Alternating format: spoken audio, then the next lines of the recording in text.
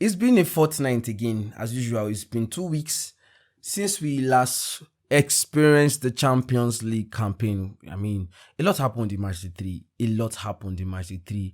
From Santiago Jimenez getting his first brace in the Champions League Champions League campaign. I mean, his debut, Calvin Stengs assisting, Erling Haaland getting a brace. For Man City against Young Boys away from home, Jude Bellingham on the score sheet as usual, contributing for Real Madrid.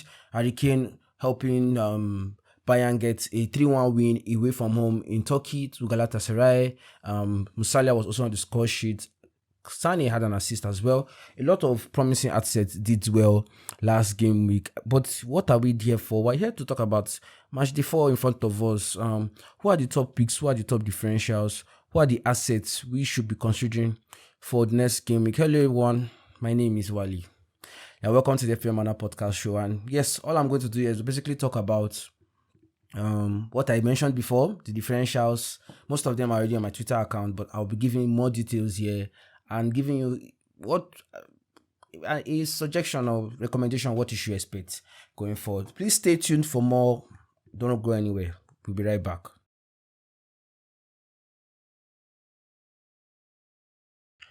And we are back. So yes, this is my talking point here. So you guys are going to be seeing it.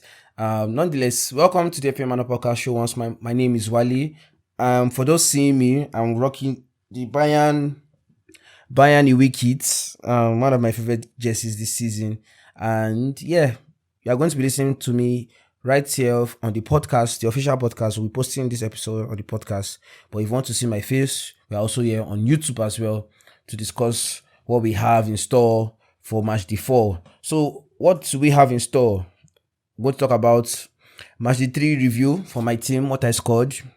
I'm going to talk about top results across Europe from this weekend.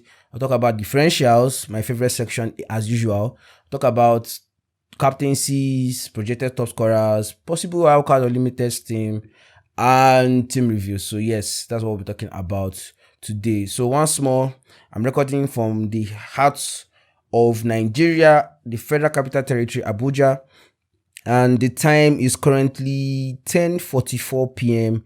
and it's still Sunday here in Nigeria. It's still Sunday. So this episode will be edited and posted tomorrow morning. That is Monday for you guys to listen. So I like doing this now because tomorrow I'll be busy and all of that. So let's start with our team review from last game week.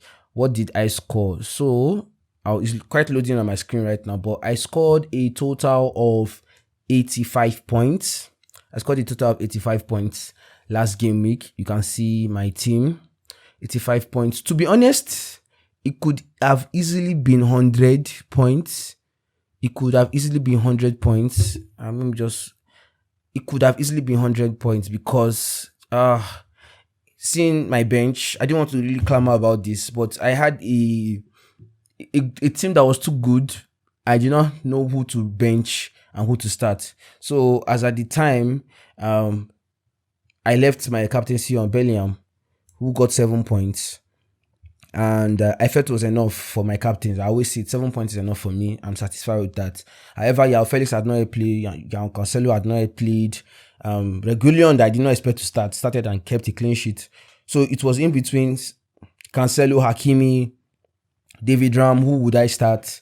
And it was David Ram I did not now start. And David Ram got a goal, an assist that was chalked off for a solo goal from Javi Simons. He could have gotten an assist. It would have made my nightmare worse. A goal, his clean sheet was chalked off, but nonetheless, he got 13 points. So I missed out on 13 points. I missed out on Stengs, who I could not start also due to the team being too good. Like, Hakan scored the penalty, Musiala scored, Javi Simons performed. It was very hard. But as I said, my final score was 85. And this took me up, shoots me up in the rankings from 23k rank to 1,994. So I have never been this high at this point in the season. I mean, I usually get to 1,000 probably in the quarter finals and the rest, but it was pretty solid to see a fantastic start of this nature. So yeah, so that was my situationship from last week, and pretty just be enjoying FPL once in a while. So yes, this is my team review. But before we head into the show properly, let's not forget what happened in the weekend. What are those top results from the weekend? So I'll be opening that quickly. Top results from this weekend. So if you are seeing my screen, I just wrote a few down. So Las Palmas won against Atletico Madrid 2-1. Las Palmas won against Atletico Madrid 2-1 on the Friday. That same Friday, Bologna won against Lazio 1-0. PSG won Montpellier 3-0. Hakimi had 2 assists. Zay Emery, who is one of my differentials, we'll get there soon, had a goal. Who else got a goal? I think there's this Kinley guy that scored as well. Beautiful performance for the French champions. They use that to propel their consistency in the league. So Galatasaray in the Turkish League won against Kasim Pasa 2-1. Man U ended their poor form in the league, and generally their form has not been improving of late. Even without Rashford available, they got a 1-0 win against Fulham. Very late at the end of the game, Bruno Fernandes getting the winner. Real Sociedad lost to Barcelona 1-0. What impressed me there was Fermin Lopez got to start again, even after starting in the, what do they call it? The Clásico that happened a weekend before that. So is it a differential we should look at? We'll talk about that later in the show. Atalanta versus Inter. Inter won 2-1 against Atalanta. Inter won 2-1, still the group leaders. Napoli won 2-0. I'll just fast forward it. Milan lost to Udinese 1-0. Union Berlin lost to Frankfurt 3-0. Mainz got the better hand of Leipzig and won 2-0 at home to Leipzig. FC Lorient, I don't know French. FC Lorient and FC Lens got a draw, goalless draw. Feyenoord won away from home 2-1. Braga won 6-1 against Portimonense. Celtic won in their league 3-0. Then we have Young Boys. Young Boys won in Switzerland. Young Boys won 4-1 against Witzator. And Man City, one of the biggest games of the weekend, Man City won 6-1 against Bournemouth. Doku everywhere. Doku with a goal. Doku with a goal that was deflected by Akonji. Doku with about 2 assists after that. And there was an FPL assist as well. So beautiful game for City. However, not so beautiful for we that have Haaland, as he might not be fit for Tuesday's game. More information on that coming in this episode. Stay tuned. And the last 2 games to touch on there. Dortmund losing 4-0 to Bayern, where Harry Kane scored a hat-trick in his first, I can't pronounce the name. It's a German name. It's the rivalry debut de Classier also. I can't pronounce it. Please forgive me. Correct me later. Bayern won 4-0. Harry Kane got a hat-trick. Sané got 2 assists. Very big game for them, and they came out on top. And Newcastle won against Arsenal 1-0. Very controversial win. Was it supposed to be chalked off? There was an offside call. There was ball going out of the line call. There was the possible foul, which was a little bit quite obvious it was a foul, but should it have stood? Should it have not stand? I don't know. We'll talk about this probably in the FPL episode coming on Thursday, whenever that drops on Thursday. So, but I'm going to stick with just Champions League here, so I'm just going to ignore that. So those are the results from last weekend. Yeah. So next segment, top differentials. My favorite part of the show, top differentials. Now is every week, due to the features and due to the games that we due to probably opportunity I see in most of these assets, is always tricky picking a differential and watching them perform and praying for them to do their best. But last week I was fortunate enough to get that upper hand in my differentials, and let's just do a review from last week, then we'll enter this week. Understood? Yeah. So last week I picked 5 players as my differentials, and this is basically my Twitter account now showing you guys what happened. So I picked 5 differentials. I picked Santiago Jimenez, I picked Rasmus Højlund, I picked Calvin Stengs, I picked Brias Mendes, and I picked Dan Bone. And out of these 5 players, we had 3 that all returned for their respective clubs. Jimenez with a brace getting 12 points and man of the match award as well. Calvin Stengs with 6 points, getting an assist. Should have gotten more than one assist if one of Jimenez's goals was not cancelled, but that's what he finished with. Brias Mendes with a goal again after the first 2-3 game weeks, a back-to-back goal for his team in the Champions League. I don't know. He doesn't score a lot of goals for Sociedad in the league, but he just seems to know how to score in the Champs. So those were the major differentials that stood out, and I'm very happy. Like, it really made my work come together. Like, it was solid. It was pretty solid. However, this week, who are our top differentials? Now, I have 4 differentials I listed on Twitter. However, it should have been 5, and I will explain why. But let's just start. So, who are my top differentials for this game week? So basically, I'm just reading out what I wrote here to you guys. So if you want to see the full article or thread, check my Twitter at the FPL Manual. It will be there for you to check it out. There's more details on the statistics and screenshots of comparison with other players. At the same time, we're going to post this later on our Fantasy Tipstars page as an article, so it will get seen by other people on Google and the rest. So what are the top differentials for this week? So let's remember who a differential is. A differential is a player who has less than 10% ownership. 10% ownership. That is the rule at least many fantasy games use. So I'm picking my differential based on predicted minutes is at least going to get 75 minutes or 70 minutes, 70 plus minutes, and it's less than 10%. So this time I'm not going to consider the price tag because last week I used the price tag to limit my picks. However, this time I feel there are a lot of picks I need to get that's not price tag worthy. I don't need to put a price on their necks. However, there are some players I love to mention, but I just ignore them for this trade. So what are the top differentials? Top differentials I might be investing in. We have Takefisa Kubo against Benfica. Benfica are currently bottom of the group in Group D. So Salzburg are literally pushing to finish first. Kubo finished as player of the match the last game. Why not? He has a bigger chance of probably getting his first Champions League goal against Benfica. So nonetheless, we have Doku, who scored a good number of goals and assists in the weekend. We have Bernardo Silva, who is on form, also contributing to Man City's recent surge in form against young boys. If any of them starts, good option. But I didn't really start them. I didn't really put them in my top differentials due to the fact of their minutes. Pep is very unpredictable, and Doku playing 90 minutes is kind of scary considering Grealish never came in. So anyway, is a differential. Nketiah, the only striker available for Arsenal, with Jesus said to not be returned from injury till when? Early December, I guess.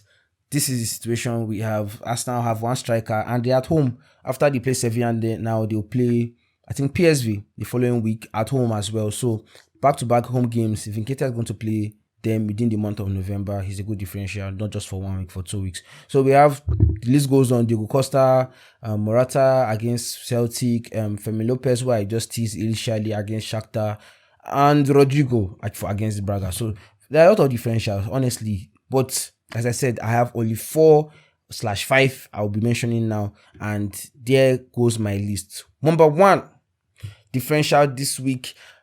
This one hit me like it hit me like Rema. There's this hit me like a bomb. Like, I didn't realize till yesterday night when I was just researching that why have we not been talking about him? And my first differential here is Raspadori. I can't pronounce his first name. Gankono Raspadori. Raspadori is priced at 7.4 million. His price actually went down, and he's actually averaging a total of 3 shots minimum per game. That is, any game Raspadori starts, he will get at least 3 shots. Now, his average shot on target is 1.2 per game. So out of these 3 shots, he surely gets at least 1 on target. Now, due to that, we could see a surge in form because Raspadori now currently has 3 goals and 1 assist in the last 4 games he has started. And he's playing Union Berlin. Now, if I'm not mistaken, stay with me. Union Berlin have not won a game since August. Like, a single game in all competitions. If I'm not mistaken. That's why I'm going to check it now, because anytime I'm doing my statistics, I always try and see what you can see it on SofaScore. 1, 2, 3, 4, 5, 6, 7, 8, 9, 10. Union Berlin have not won a game in their last 10 games. And that is, the last win came or I don't know, a draw or something came in August. Yes, late August, 26th of August. Union Berlin have not won a single game since then. And they just keep losing and losing and losing. Sometimes, I think they have not even scored a goal in the last 5 games. 1, 2, 3, 4, 5. The last goal they scored was against Dortmund in early October. 7th of October. So that's literally a month. It's been a month. Union Berlin scored. Please forgive me. It's been a month since Union Berlin scored. And they are traveling to Italy to go and face this man here. I'm going to face this man, Raspadori. Raspadori has just not been a solid striker for Napoli with the absence of Osimhen, who has been injured since game week 8 in the Serie A, or since the international break. Basically, he's on 3 goals and 1 assist. Basically, it took about 6 shots last game. 6 shots, scoring only 1. So we are so certain that he's going to score. And it's one of the players I'm excited to have in next game week. I'm not sure how fitting in, but I just have a feeling I might need him in my team. So if you want more details on that, just check the Twitter page. I compared him to even Jamie Vardy at the point. That's how excited I was when I was writing about him. And I said his minutes are certain. I saw a post on Twitter, Fabrizio, saying that Osimhen spoke to the secretary and he has traveled back to Nigeria here, and he's definitely not available to play for this midweek. So Raspadori doesn't have any competition. I think the best person that could replace him is Simeone. If there's any doubt on his minutes in predicted lineup or something, I would definitely share with you guys. But for now, best differential, game week 1, Raspadori. Moving on, Phil Foden is my next option here. Now, I don't like touching a lot of City players because of the whole Pep situationship. Like, there's a time I recommended Doku as a differential, he didn't start. There's a time I recommended, I think I was about to recommend Stones or something. So it's difficult to predict City lineup. However, with Foden not starting the last game against Bournemouth, I mean, he came on after 45 minutes thanks to Haaland being subbed off to an injury. But with with Foden not starting the game, coming in, scoring a goal, not just against United, but against Bournemouth on the bench, it's pretty certain that, based on his current form, there is likelihood he will start again. At least 70% chance he will start again this weekend or this midweek. And if he doesn't start, I'll probably post something about that. But if he does start, he's one of the differentials I'm looking forward to having. 6% ownership, priced at 8 million. Consider to get at least over 70 minutes of play. Foden has found scoring boots, and after being rested, I just presume he will start. I can't assume, so I'll presume he will start. So, So one player I missed out here in the list that I want to actually give emphasis to is my boy Zaire Emery. Zaire Emery, my boy, 17-year-old midfielder, playing every game. Has played the last out of 10 games. He has started 9 out of 10, and he's playing consistently. Maybe it's due to the fact that PSG have this 4-2-4 shape where they have a lot of forwards running behind to defenders to get behind them and score. So Emery and Ugarte are the only left midfielders, but he seems to know how to control that midfield. So he does a good job defensively. He does a good job carrying the ball, transitioning the ball from the defense to the attack, and he also turns out to be an attacking midfielder sometimes. He scored a goal recently, very nice shots in the last game that they won against Montpellier. And let's not forget the last game against Milan, where he was so fantastic. I think he had 2 assists that game alone, and he's priced at 5 million. There's more than enough evidence to show that Zaire Emery is probably his future proof at this point. He's not afraid of the big games because PSG have no easy games in their group. So 17-year-old, 5 million. Honestly, if you see the stats here. His recoveries are so good. 56 ball recoveries, just 1 recovery shot from Brias Mendes with 1 less game played, and something close to Bruno Fernandes recoveries as well. So that means if he gives an assist or scores, he will also contribute for recoveries and interceptions, which are UCL fantasy points we're looking for. these are UCL fantasy points we're looking for. So Zaire Emery is a fantastic player. He's a fantastic player. He's one I'm considering as my top differential. So not to waste too much time, I'll just run through the many differentials so you guys can read about it later. So I mentioned Foden, I mentioned Zaire Emery, I mentioned Raspadori. Who is my next differential? I'm going to Bayern's defense. Now, normally, Game week 1, game week 2, game week 3, I'd been advising to avoid Bayern's defense. However, Bayern are still to accept that Urek is their keeper and they will need to do better defensively. Now, they have played Man United, they won 4-3. They played Galatasaray, they won 3-1. They played, who else? Copenhagen, and they won. And they've not really kept a clean sheet in the group stage. However, there's an opportunity for clean sheets to come now because in the last 2 games, they have kept 2 clean sheets. And there's one man there that have stood out for me in the defense. His name is Mazraoui. Okay, Mazraoui. That's the pronunciation. Mazraoui. The Moroccan right back has improved in his minutes since after returning from injury before Matchday 3, where he was not really set to start, but managed to travel with the squad to play in Turkey. And since then, he has gotten 3 straight starts. In the last 4 games, at least he missed out one in the cup game. And he has been returning. He has his recoveries, his interceptions. He made about 11 interceptions just within 8 appearances of him even playing, of which many he did not even start. So, Mazraoui is doing very well. And his ownership currently is just 1% owned.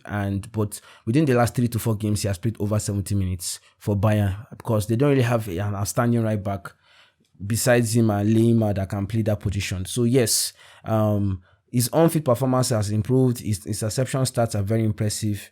Mazraoui is your guy. Then the last differential there will be Alec Remiro. So in game week 1, or Matchday 1, I was doing some write-ups and I just basically did like a content about players that are under the radar. And if you see my page right now, you can see this is way back in September 9, 2023. I posted something about Remiro being one for tops, for saves, for clean sheets, for penalties, a shot stopper. But that means there's no surprise I'm referencing him again in game week 4 after seeing how Sociedad have improved in their not just league form per se, but in the Champions League. I never thought I would see them at this level they are, pushing Inter to finish on top of the table. But however, moving on from that, Remiro was one of the players I was going to be my standout pick from Salzburg, even though I didn't know about Brias Mendes at the time. I just knew about Takefusa Kubo. So he's currently 15 points on the table. So if you go to the goalkeeper section, you will see Testege, you will see Magnum, you will see, I think it's PSG's keeper, Donnarumma, then you will see Remiro. So Remiro is literally matching your 6am keepers, your premium keepers, and he's on 15 points for goalkeepers. Guess what? Back-to-back home games for Real Sociedad now. Back-to-back home games. They are playing Benfica now and they'll play Salzburg. So with his save potential, with his penalty stopping and all of that, I say clean sheet. Potential clean sheet. In fact, when we get to the projected section, you'll see his name among the top keepers for projected points. So yes, Remiro is your keeper for, if you are considering, if you don't have him by now. I mean, I had him at a point, but I took him out on my wild card last week, but I'm tempted to get him back as soon as possible. I mean, he's 4 million. What can go wrong? He's 4 million. I might have not even sold him. I'll save extra 0.5 million. So those are my differentials. So to not waste too much time, I forgot to put on my timer. So we'll not waste time here and I will not be speaking and rambling about for hours. So I'm going to set my timer now and keep up with it this time. I'm going to keep up my timer. I'm going to set 20 minutes. I don't know how many minutes we have done. Okay, let me set about 15 minutes starting now. So 15 minutes, fingers crossed I keep up to this time. 15 minutes, I've talked about my differentials, I've talked about last week's score, I've talked about results from the weekend. So I'm pretty much almost close to wrapping up. So yeah. So next section is the projected players, top projected players ahead of Matchday 4, what are the players that we seem to deem worthy of having our teams to get us top scores for next game week? Now, before I introduce this properly, projected is not actual. Project saying that, I should not be teaching you guys this now, but projected basically saying I project that this player will score so amount of points. It doesn't mean in reality it will happen. For example, last game week, Bellingham was projected to score 9 points, and Bellingham scored 7. So that is projected and that is reality. The reality, he got 7, projected he got 9.9. Now I'm using this as a segue to go to my predicted lineup talk. Week in, week out, whenever we have Champions League fantasy, I go through the stress of looking for information from all, or at least out of 32 teams, from at least 20 major teams that we are interested in, the PSGs, the Inter Milan, Man City, Man U, what have you. I try and get information on these teams to get a projected lineup, a predicted lineup, a probable lineup, something that might look possible of happening. So, but there are instances where my followers on Twitter provoke me. Why do I say this? I am a very simple person, but I get provoked when I put a disclaimer that predicted lineups are not leaked lineups. They are not actual lineups. They are not realized. They are not what will happen, exactly what will happen. So there are speculations from different journalists that will speculate, the manager might make this change. The manager might make that change. Sometimes they are correct because the person was able to project it and he was lucky or was fortunate enough to see the lineup come out exactly. Most times it might not be exactly correct. It might be 90% correct. It might be 80% correct. It might be entirely wrong.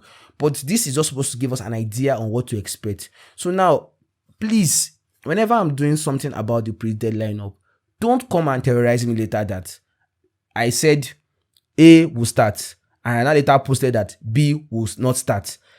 It is a speculation. It's a prediction.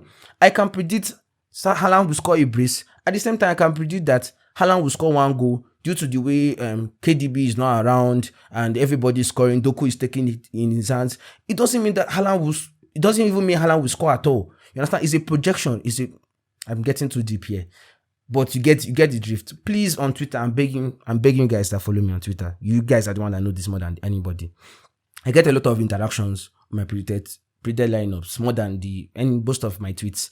So please don't come and tell me later that I'm misdirecting, I'm misleading. What is the purpose of that? I don't like that. It's predicted.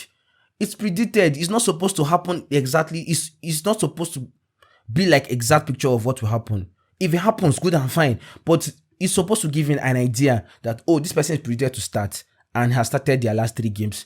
I will pick him. I'll finish my ranting. I don't want to go there.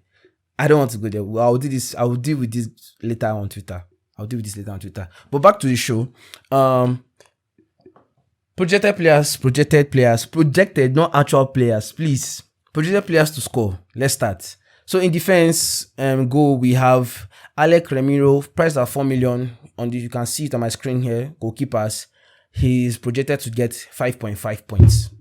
5.5 points is basically a roundup of 6. So that is a clean sheet. He can score more, he can score less. So that's his projected points. Kepa follows him closely at 5.3. Kobel of Dortmund following him at 5 points. Projected points of 5. Stege also around 4.95. Then Ederson around 4.5. And you can see there are reasons for explaining why he's going to get the most points. It's not often possible that you see a cheap keeper at Alex Remiro's level, though. I would have said about Alex Remiro. You can see it. I've tweeted about it. You can just quickly check it on my profile page. Is there. So for defenders, projected players, projected picks, we have Di Lorenzo among the top picks there. Di Lorenzo, David Ram, Luka Hernandez, and the list goes on down to Hakimi, Trippier, Dumfries, and so on and so forth. So those are the projected picks for the keepers. And I'm trying to rush here because of my time. I have about 10 minutes left. And for midfielders, we have midfield. We have Jude Bellingham as usual, but this time projected to get at least 10.2 points against Braga. Brias Mendes projected to get at least 9.3 points. Xavi Simons follow him closely, 8.2. We have Leroy Sané, Jamal Musiala, and so on and so forth. Check that later on the official website. I've also retweeted this on my page, so you can also see it on my page as well. Then for forward, we have Harry Kane, priced at 10 million, projected to get 9.2 points for the striker position. Morata follows him closely at 8.3, Erling Haaland 8.3, Vinicius Jr. 8.1. Santiago Jimenez is also there to return to Italy and score at least a goal or so, finishing with a total of 8 points, and so on and so forth. The list goes on down to Lewandowski, who is now available for Barcelona. So that's all about the projected teams. Possible wildcard team, I'm not sure I'll touch that today because of my time. I have a few minutes left. I'm not sure I'll touch about wildcard, but I'm tempted to use my limitless chip. I'm actually tempted. So I'm tempted to use my limitless chip, but I'll give more details on that in the next 10 seconds. Next 10 to 30 seconds. But however, I have some good news concerning injuries. So I started doing my pile-up for injured players who were injured and are now available. Like, for example, now if you see the official list for Barcelona, we have Koundé back available, who was injured for Game 3. We have Gavi, who was suspended, back available. We also have some players like Pavard, who is currently injured and will be out for a while. We have some players returning from injury and will be present for the game against PSG. We have Pulisic, Chukwueze, Theo Hernandez. So more details on injuries tomorrow, that is Monday.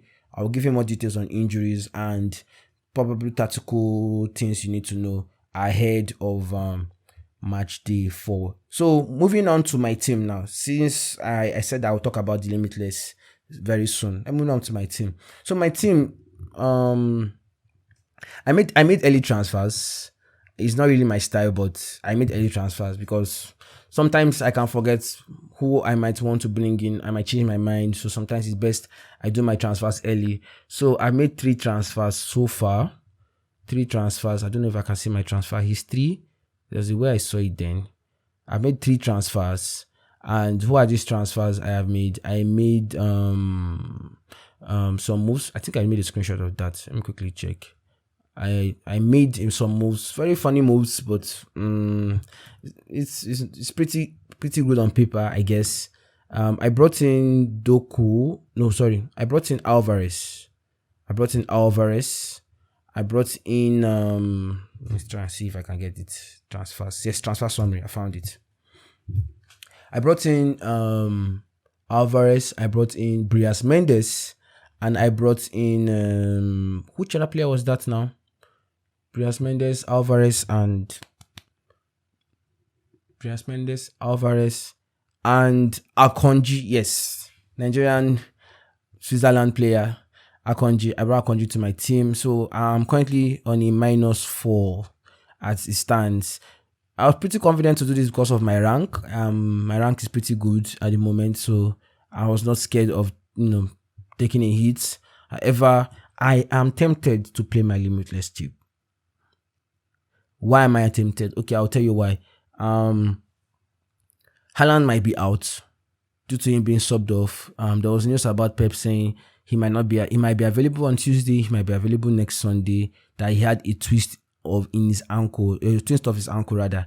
So I don't know if an ankle injury within Saturday and Tuesday will just go like that. But I mean, it has happened before in Premier League where Madison had some knee injury problem and he started the following week.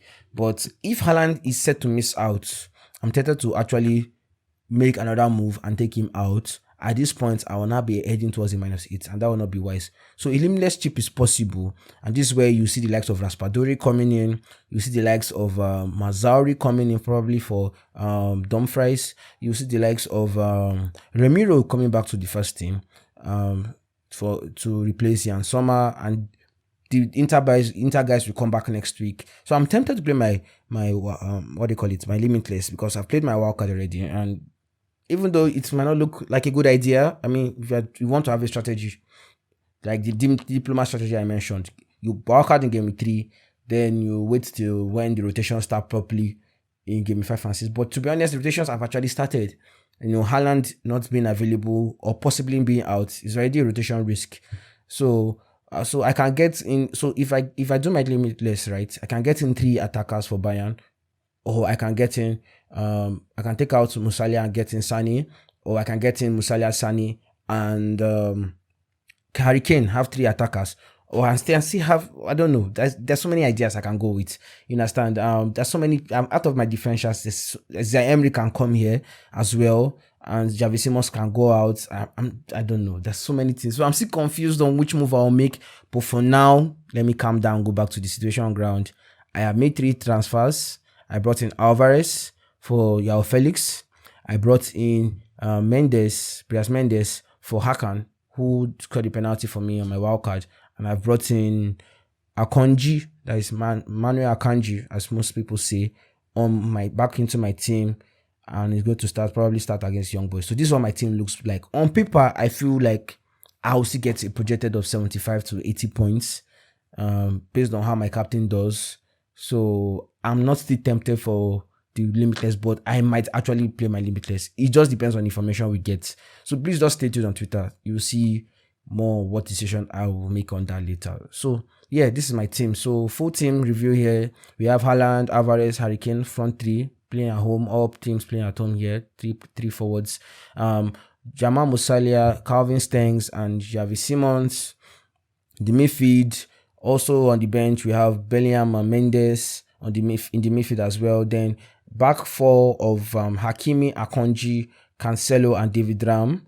Then on bench, I have Dumfries, who will not play till Wednesday. Then in goal, I have Blaswich and Jan Sommer. So, due to this, I have about 9 players who will be playing one day. So we have 1, 2, 3, 4, 5, 6, 7, 8, 9.